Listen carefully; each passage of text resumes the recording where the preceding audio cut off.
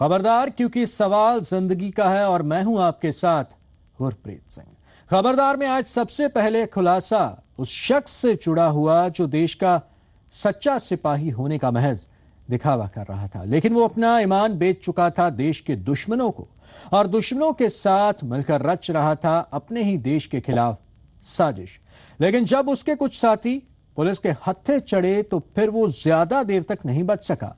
Mohali police ने नशा तस्करों की मदद करने के आरोप में बीएसएफ के एक जवान को राजस्थान से गिरफ्तार किया है।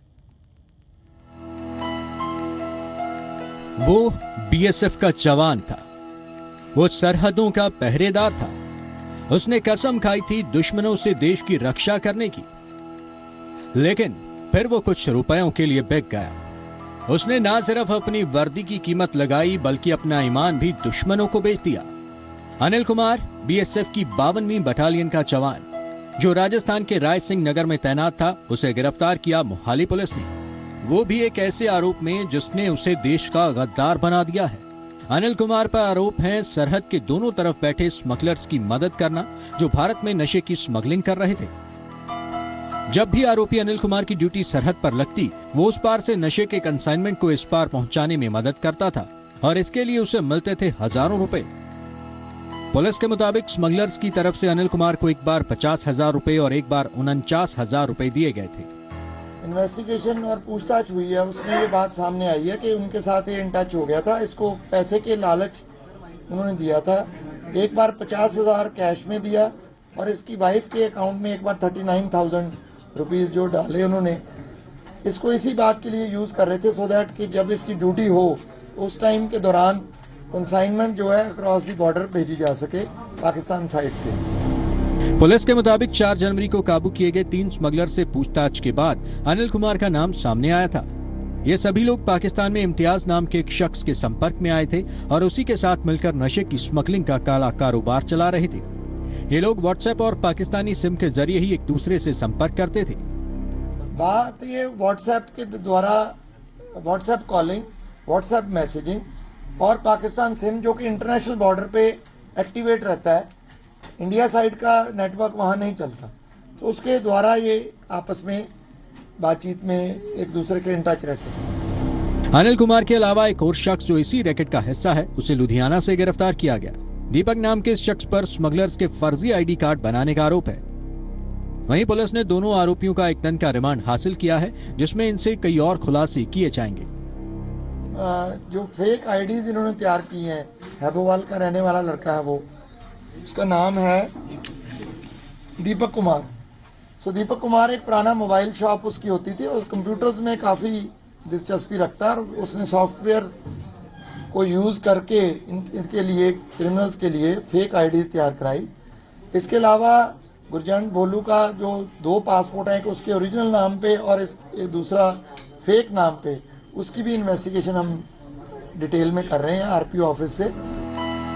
मोहाली पुलिस के मुताबिक इस रैकेट का पठानकोट के हमले से कोई लिंक सामने नहीं आया है, लेकिन इससे पहले राजस्थान के जैसलमेर और जोधपुर से भी 4 जासूस गिरफ्तार किए गए थे।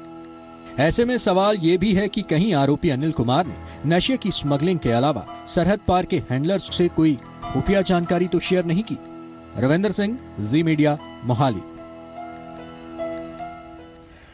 और अब बात एक और वर्दी वाले की, जो सरहद पर तो नहीं लेकिन देश के अंदर आम जनता की सुरक्षा के लिए तैनात किया गया था, लेकिन नशे का सुरूर उसके सिर पर इस कदर हावी हुआ कि वो अपना फर्ज और वर्दी का लिहाज सब कुछ भूल गया।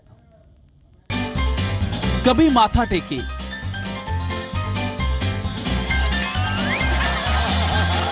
कभी हाथ जोड़े,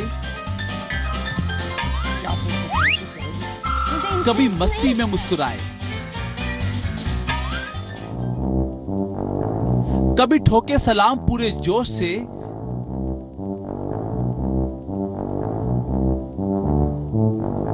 कभी कदम अपने थिरकाए।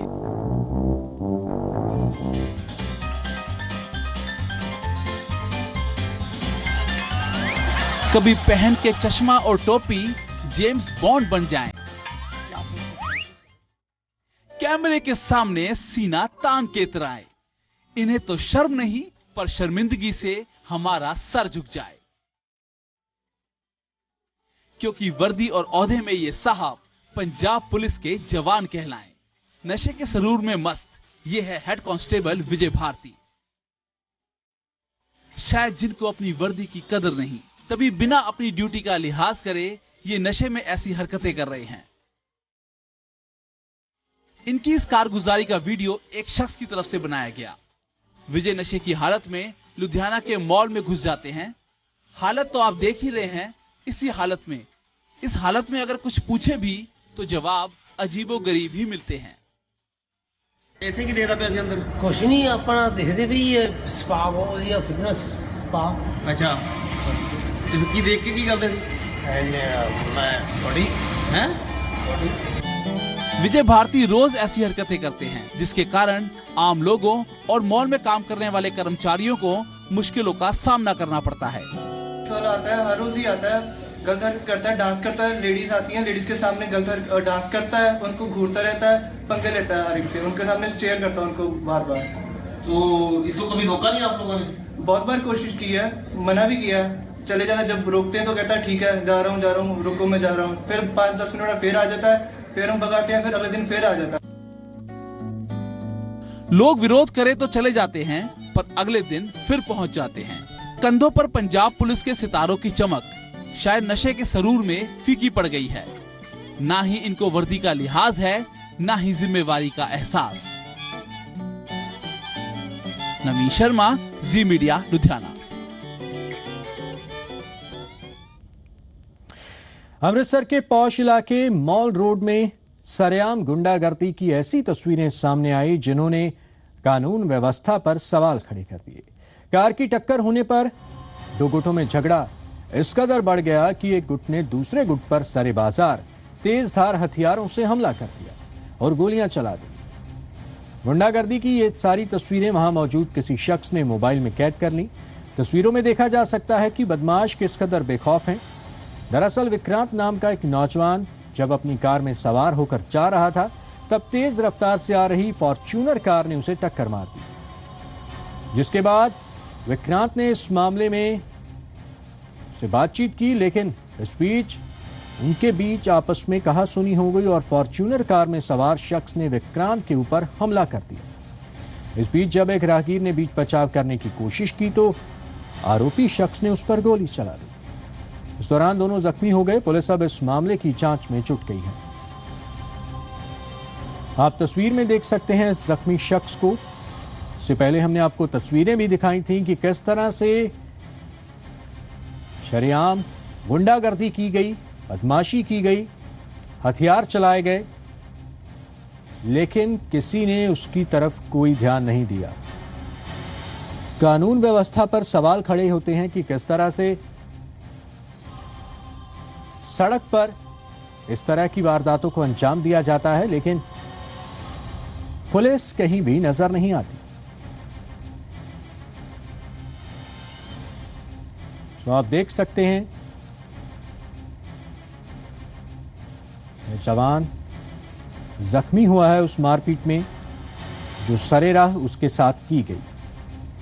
दो गाड़ियों में टक्कर होती है। जब दोनों, एक गाड़ी सवार दूसरी गाड़ी वाले से बात करने जाता है तो दोनों आपस में भिड़ जाते हैं और हथियार चलते हैं, गोलियां चलती हैं। बीच बचाव करने आए लोगों को भी नहीं बख्शा जाता। सो देख सकते हैं आप तस्वीर में किस तरह से ये दोनों गुट आपस में भिड़ रहे हैं, एक दूसरे के साथ मारपीट की जा रही है और मारपीट में जख्मी लोगों को अस्पताल में दाखिल करवाया गया। सो कार की टक्कर होने के बाद शुरू हुआ यह झगड़ा काफी लंबा खिंच गया। आप देख सकते हैं तस्वीर में फिर से हम आपको दिखा रहे हैं कि किस तरह से दो गुट आपस में भिड़ रहे हैं, मारपीट हो रही है, हथियार कुछ लोगों के हाथ में नजर आ रहे हैं।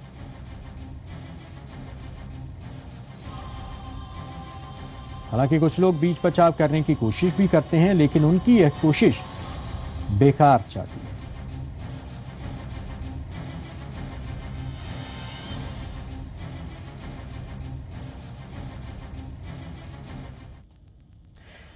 अगला खुलासा उन मां बाप को खबरदार करने वाला है जिनकी बेटियां स्कूल जाती हैं, क्योंकि हो सकता है कि विद्या के उस मंदिर में कोई शैतान आपकी बेटियों पर बुरी नजर रख रहा हो। संगरूर से सामने आए एक मामले ने इस सवाल को और पुख्ता कर दिया है। क्या है पूरा मामला, ये रिपोर्ट देखिए। जिस शख्स पर स्कूल के सभी छात्रों के बेहतर विकास की जिम्मेदारी थी, जिसके भरोसे पर माँ बाप अपनी बेटियों को अच्छी शिक्षा दिलवाने के लिए स्कूल भेजते थे, वही शख्स अब पुलिस की गिरफ्त में है, क्योंकि उस पर आरोप लगे हैं गुरु शिष्य के रिश्ते को तार तार करने के। यह शख्स संगरूर के एक सरकारी स्कूल का प्रिंसिपल है और इस पर 8वीं कक्षा में पढ़ने वाली एक छात्रा ने अश्लील हरकतें करने का आरोप लगाया है। छात्रा ने पुलिस में शिकायत दर्ज करवाई कि आरोपी प्रिंसिपल ने पहले उसे अपने कमरे में बुलाया और फिर वहां उसके साथ अश्लील हरकतें की। पीड़ित की शिकायत पर कार्रवाई करते हुए पुलिस ने आरोपी प्रिंसिपल को गिरफ्तार कर लिया है और जांच शुरू कर दी है। केस रजिस्टर होया थाने सदर सनाम दे विच खेड़ी एक प्रिंसिपल गया सी, ਉਹਦੇ ਖਿਲਾਫ ਇੱਕ ਲੜਕੀ ਨੇ ਐਲੀਗੇਸ਼ਨ ਲਾਇਆ ਵੀ ਇਹਨੇ ਮੈਨੂੰ ਅਸ਼ਲੀਲ ਹਰਕਤਾਂ ਕੀਤੀਆਂ ਨੇ, ਜਿਹਦੇ ਸਬੰਧ 'ਚ ਅਸੀਂ ਮੁਕੱਦਮਾ ਨੰਬਰ 3 ਦਰਜ ਕੀਤਾ ਅੰਡਰ ਸੈਕਸ਼ਨ 354 ਏ, जिसकी इन्वेस्टिगेशन जारी है। बंदा ਅਸੀਂ गिरफ्तार कर लिया। प्रिंसिपल पर जिस तरह से गंभीर आरोप लगे हैं उसकी गहनता से जांच शुरू हो चुकी है, लेकिन इस मामले ने अध्यापक और छात्र के रिश्ते पर सवाल खड़े कर दिए हैं। जिनकी शिक्षाओं से छात्र आगे बढ़ना सीखते हैं, अगर वही इस रिश्ते की मर्यादा को लांघने की कोशिश करेंगे तो छात्रों का भविष्य कैसे उज्जवल होगा। सुमित जोशी, जी मीडिया, संगरूर। पति और पत्नी का रिश्ता उम्र भर साथ निभाने का होता है, लेकिन क्या एक दूसरे के गलत कामों में साथ देना भी जरूरी है? ये सवाल हम इसलिए पूछ रहे हैं क्योंकि करनाल में एक शख्स अपनी पत्नी के साथ मिलकर एक ऐसा गैंग चला रहा था जिसके बारे में सुनकर किसी की भी आंखें शर्म से झुक जाएं। पहले अपना शिकार ढूंढना, फिर उसे रेप के झूठे मामले में फंसाने की धमकी देकर लाखों रुपए की मांग करना। मोटी कमाई करने का ये तरीका अख्तियार करता था ये गैंग, जो अब आ चुका है करनाल पुलिस के शिकंजे में। फिलहाल पुलिस ने जिन 2 आरोपियों को काबू किया है वो रिश्ते में पति पत्नी हैं और अपने 2 साथियों के साथ मिलकर ये लोग ब्लैकमेलिंग का धंधा चलाते थे। पुलिस ने इन दोनों आरोपियों को करनाल की नई अनाज मंडी से उस वक्त गिरफ्तार किया जब ये एक शख्स से 1 लाख रुपए ले रहे थे। पुलिस ने आरोपियों से उस रकम को भी बरामद कर लिया है। पुलिस के मुताबिक आरोपी महिला ने कुछ दिन पहले फोन पर शिकायत दर्ज करवाई थी कि अनाज मंडी में उसके साथ गलत काम किया गया, लेकिन जब पुलिस ने महिला से मेडिकल जांच करवाने को कहा तो उसने ये कहकर इनकार कर दिया कि वो अपने पति से पूछकर ही लिखित शिकायत देगी और मेडिकल करवाएगी। इसके बाद महिला ने समझौता करने की बात कहकर शिकायत वापस ले ली, लेकिन फिर एक शख्स ने पुलिस को एक महिला की तरफ से ब्लैकमेलिंग कर रुपए ठगने की शिकायत दी, जिस पर कार्रवाई करते हुए पुलिस ने दोनों आरोपियों को रंगे हाथों गिरफ्तार कर लिया। सर, ये हमें सूचना मिली थी कि एक लेडी है असमा, जो यूपी की रहने वाली है, तो उसने कई दिन पहले 100 नंबर पे फ़ोन किया था कि मेरे साथ गलत काम करा है लोगों ने यहाँ अनाज मंडी में आके। तो जैसे ही अगले दिन हमारी महिला आईओ ने उसको बुलाया तो दरखास्त देने से उसने मना कर दिया और मेडिकल कराने से भी मना कर दिया और 2 दिन का टाइम लेके चली गई कि मैं अपने पति से पहले बात करूंगी, उसके बाद ही आके दरखास्त दूंगी। तो 2 दिन बाद आके इसने दूसरी पार्टी के साथ बात की थी और दरखास्त ना देने की एवज में इसने पैसे की मांग की। तो इसने 10 लाख रुपए की मांग की थी। 1 लाख रुपए इसने 4 तारीख को ले लिया था और एफिडेविट इसके संबंध में लिख के दे दिया था कि मेरा कंप्रोमाइज हो गया और मैं कोई कार्रवाई नहीं चाहता। पुलिस के मुताबिक इस गैंग के 2 और सदस्य हैं जो फिलहाल फरार हैं और उनकी तलाश की जा रही है। इसके साथ ये गैंग पहले कितने लोगों को इस तरह अपने जाल में फंसाकर लूट चुका है, उसकी भी जांच की जा रही है। राकेश रोहेला, जी मीडिया, करनाल। पलवल में पुलिस की सीआईए टीम ने अहरवा गांव के एक मकान से अवैध शराब की 85 पेटियां बरामद की हैं। बताया जा रहा है कि पंचायती चुनावों के मद्देनजर ये शराब वोटरों में बांटने के लिए लाई गई थी, लेकिन मौके से किसी भी आरोपी की गिरफ्तारी नहीं हो पाई। जिस मकान से पुलिस ने शराब बरामद की है उसके मालिक की पहचान तो पुलिस कर चुकी है, लेकिन अभी उसकी तलाश जारी है।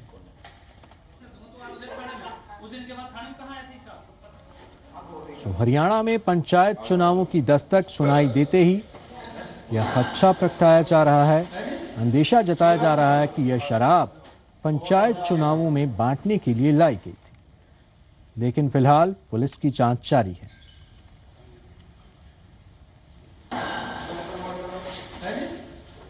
थोड़ा सा ऊपर हो जाइए सर जी, राइट सर। आगे देखा तो वहाँ 85 पेटी है, जिसमें 1025 के लगभग वोट है।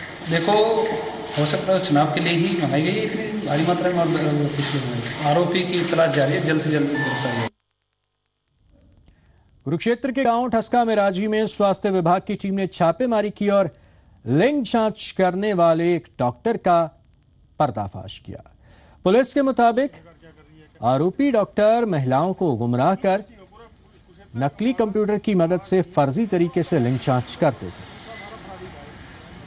छापेमारी के दौरान आरोपी छापेमार टीम से मारपीट कर मौके से फरार हो गए। पुलिस ने शिकायत के आधार पर दर्जनों लोगों के खिलाफ मामला दर्ज कर लिया है। बताया जाता है कि डॉक्टर समेत 5 लोग इस गोरख धंधे में लगे हुए थे। फर्जी लिंग जांच करने के आरोप लगे हैं एक डॉक्टर और उसके कुछ साथियों पर। हालांकि यह डॉक्टर छापेमारी करने आई टीम के साथ मारपीट कर अपने साथियों के समेत फरार हो गया। रात हमारे पास ने एप्लीकेशन दी थी डॉक्टर सतविंदर चौधरी ने, भाई ऐसे ऐसे यहाँ ना भ्रूण लिंग जांच का नाम वो चल रहा है, मतलब कि यहाँ गौरव धंधा चल रहा है। तो उसमें हम एप्लीकेशन दिया, उसमें हमने उसके संबंध में मुकदमा दर्ज किया 420, 120 बी और पीसी और पीएनडीटी की विभिन्न धाराओं के अधीन। तो बाकी अभी तफ्तीश जारी है। कितने आरोपी हैं, कहाँ के लोग? आरोपी 5-6 आरोपी हैं इसमें। दिल्ली से सटे गाजियाबाद में एक बिजनेसमैन और उसका परिवार दहशत में है। बिजनेसमैन की कार पर पहले गोली चलाएगी और फिर उसके घर पर अर्थी का सामान और बुलेट भिजवाई गई।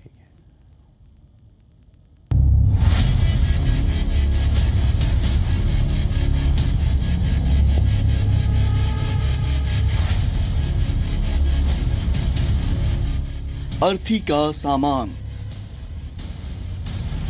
में लिपटी बंदूक की 2 गोली। ये कोई फिल्मी सीन नहीं है, बल्कि ये तस्वीर है गाजियाबाद के अशोक नगर में रहने वाले बिजनेसमैन मनीष गंगनेहा के घर की। शुक्रवार सुबह मनीष ने जब अपने घर का दरवाजा खोला तो उनकी रूह कांप गई।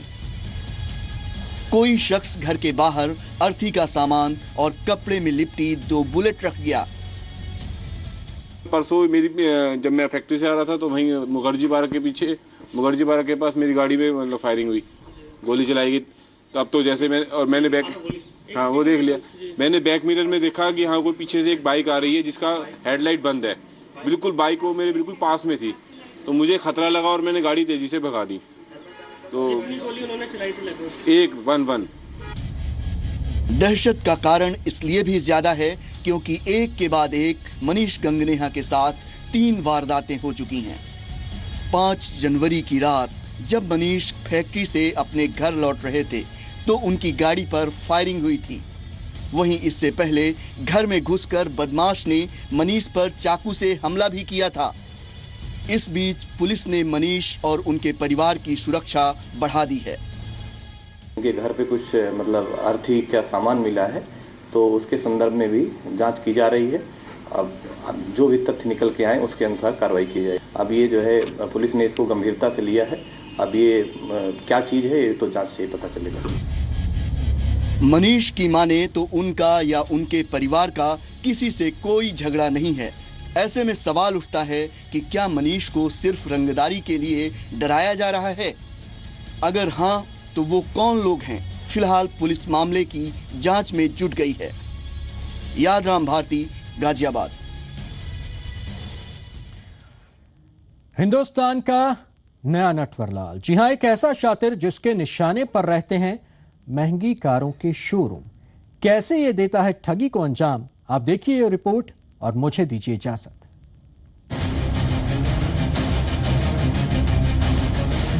आपने कई जालसाज देखे होंगे, एक से बढ़कर एक, लेकिन आज हम जिस ठग, जिस धोखेबाज, जिस शातिर के बारे में आपको बताने जा रहे हैं, उसको देखकर, उसके बारे में सुनकर आप भी हमारी तरह चौंक उठेंगे, क्योंकि वो है हिंदुस्तान का नया नटवरलाल।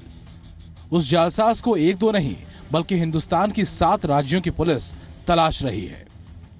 अभी तक जो अपन को प्रारंभिक सूचना है, जो पूछताछ के आधार पर जानकारी मिल रही है, इसमें 7 राज्य हो गए हैं, इसमें इनकी वांटेड है।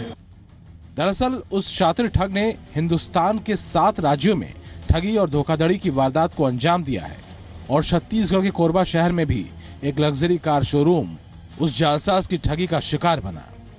कोरबा के हुंडई शोरूम में 2 तारीख को एक व्यक्ति पहुंचता है और अपने आप को लोकनाथ राठौर, जो चांपा का रहने वाला निवासी बताते हुए, और एक एसेंट कार पसंद करता है।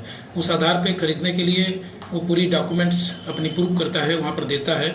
उसके बाद में एक करीब 11 बजे रात के आसपास में वहाँ से गाड़ी निकालता है और ले जाता है।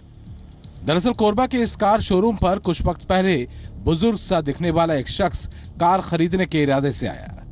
उस शख्स की उम्र 60 से 65 साल के बीच थी। शोरूम के कर्मचारियों को उस शख्स ने बताया कि उसका नाम लोकनाथ राठौर है और वो जांजगीर चांपा का रहने वाला है।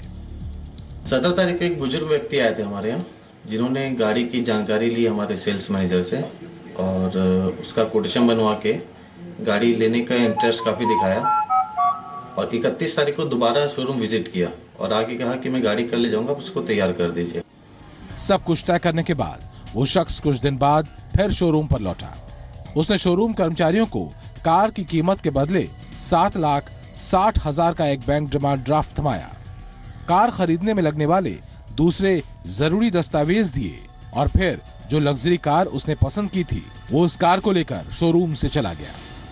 और फिर शाम को उसने डीडी सारे पेपर फॉर्मेलिटीज दिए, अपने आईडी प्रूफ दिए, जिसमें उनका चेहरा लगा हुआ, चेहरे की फोटो थी। तो वो सब देख के हमारे स्टाफ ने भी उन पे भरोसा किया, बुजुर्ग व्यक्ति थे, और गाड़ी उनको हैंड ओवर कर दी। लेकिन उसके 2 दिन बाद जब शोरूम वालों ने उस बैंक ड्राफ्ट को क्लियरिंग के लिए बैंक में लगाया तो उन्हें पता चला कि वो ठगी का शिकार हुए हैं, क्योंकि वो बैंक ड्राफ्ट फर्जी था। मंडे को जब हमने सुबह बैंक क्लियरिंग के लिए चेक भेजा, डीडी भेजा, शाम को हमको बैंक से फोन आया कि ये डीडी फॉल्स लग रहा है और फिर अगले दिन बैंक ने हमको उसको एग्जैक्टली उसका डिटेल दे दिया। इस पूरे मामले की जानकारी पुलिस को दी गई। पुलिस ने जब जांच की तो मामला और साफ हो गया। दरअसल सिर्फ बैंक ड्राफ्ट ही नहीं, बल्कि उस शातिर ने कार खरीदने के बदले जो भी दस्तावेज, पहचान पत्र शोरूम पर दिए थे, ये सब के सब फर्जी निकले।